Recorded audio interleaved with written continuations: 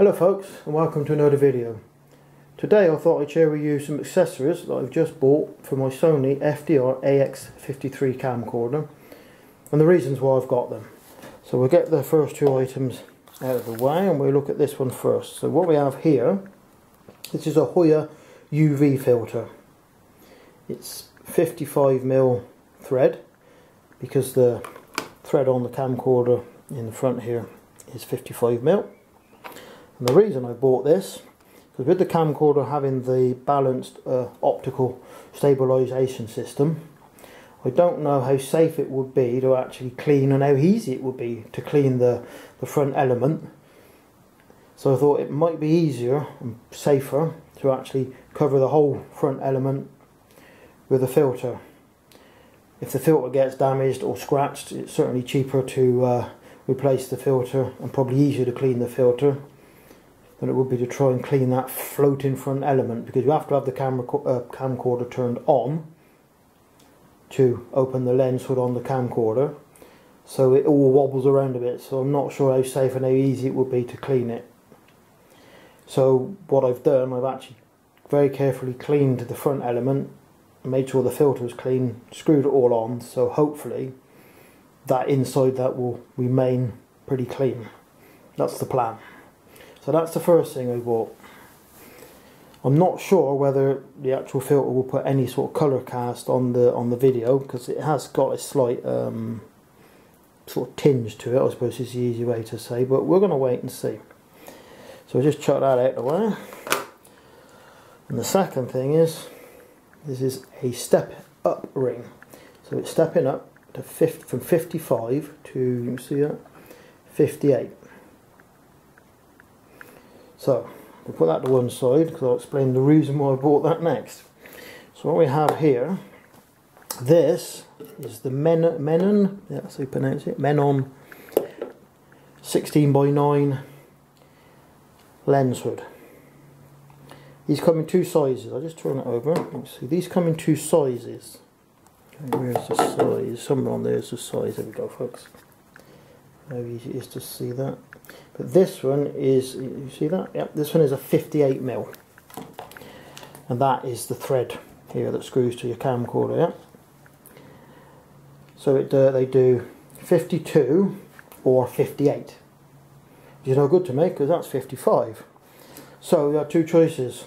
I can either step 52 up to 55 or 58 down to 55. So I opted for going from 58mm down to 55. And the reason I chose that route was because I'm not sure whether the hole on the 55 or 52mm version in here is actually smaller, or whether it's all the same size, it's just a thread, I'm not sure. But that was my only reason for opting for the 58mm. So how this basically works, there's loads of videos on YouTube to show you, but how it basically works is that this, if I can easily show you, this collar is like a locking collar. So what you do is you screw this to the front of your camera or camcorder. Well, if you can imagine you screwed it and up tight and it's gone like that, that's absolutely no good to you at all. So what you do is you screw it up as near as you can, we'll say, to your position, and then you use this collar to screw down tight onto the actual body of this. So in theory, every time you screw that on, it will lock back in place. For me, that sounded easier than it actually was. Now I'm not sure whether because on the camcorder I actually had the UV filter fitted, and it made it a bit difficult because every time I screwed it up and every time I unscrewed it, it actually undone and took the filter off of the camcorder, which was a bit of a pain. And the other thing, this ring wasn't the most expensive in the box, as it were, folks, and I think you can see it's got a little kink in there. And there is, when you screw it on, just a little bit of resistance. After about 10 attempts, I actually think I've got it pretty spot on. So what I'm going to do, I'm going to actually endeavour, it's a big word, I'm going to endeavour to actually show you how it goes on. And while we're on that subject at the front of the camera, I actually had a little lens hood. It's worth probably buying one of them, folks, if you actually, or if you've got a spare one, because at least then it's still protecting your skylight filter. That's all it is. Not very good. It's a very sort of a, but it just gives you a bit of protection here, he says. Anyway, it does fit if you push it. So what we're going to do now is attempt to put that on, so that you can see that. It's a bit of a fiddle. So that's just about as best I'm going to do there, folks, because I need tight. So it's not going to wobble. Still not quite straight, so we can just tweak, but you just got to just keep tweaking it until it's sort of straight. That's on the camcorder. So what we'll do is I'll take the actual cover off, and there's a story behind the cover as well, folks. So what I'll try and do, because I have actually taken some videos, practice videos if you like. If we zoom out to the widest point, I don't know whether you can see it, but right in the corner here you can actually see the cover. And again, a couple of comments on the Amazon actually said the same. So we're going to just zoom just to take yourself past the, so you can actually, so you don't actually see it. It's only just a tad in. That was the only real problem I found with the lens hood. If you wanted to go at the widest point, it would actually show on the picture.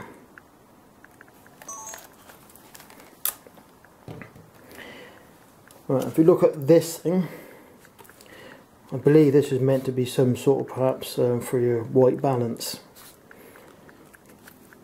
That's why it's white, funnily enough.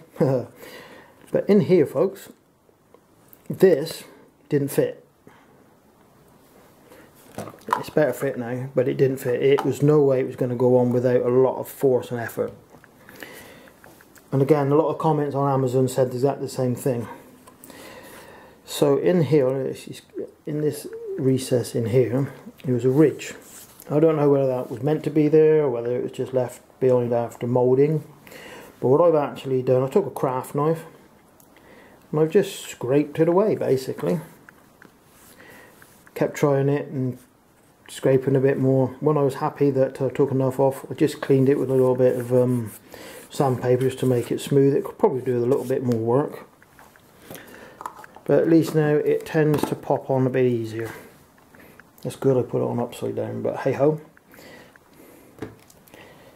So the reason I bought that was because on a video I done recently, was I put on YouTube when I first bought the camcorder, when I actually videoed one of the cats.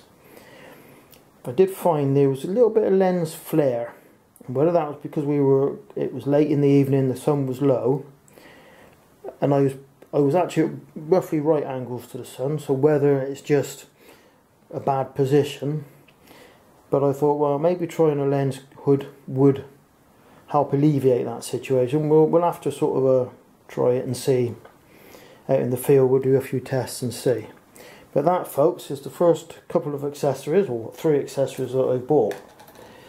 So we have a Canon, I think they call it a 16:9 DV lens hood. The actual one I bought on Amazon was a different name, but it actually comes as a Canon. So that's the first one. There we have, it's the Hoya UV filter. Any brand, I think, I don't think it matters. Hoya's not the cheapest, it's not the most expensive, but this one was on offer at the time, so that went in my basket. That one there, just a stepping ring. You can see it 55 to 58. If you wanted to, you could get the smaller one of that and go from 52 up to 55. And if you've got one of them kicking around in your camera bag, or order, again, cheap one off of Amazon, I would recommend it. Whoops, just to protect your skylight filter. So folks, that's it. That's the first couple or three accessories that I bought for my camcorder. I'm sure there'll be a few more on order. So I hope you found this interesting and useful if you own one of these camcorders, or just got yourself one of these camcorders. And you might consider buying yourself a couple of these items. I think certainly the most important thing would be the skylight filter, if nothing else. I think that would be the most important thing, because this camcorder is a bit of an investment, as we know, so I think I'd rather protect the lens with this filter than perhaps even one of these, but certainly I would consider the UV filter if nothing else. Anyway folks, thanks for watching, and I hope to see you on another video. Bye bye for now.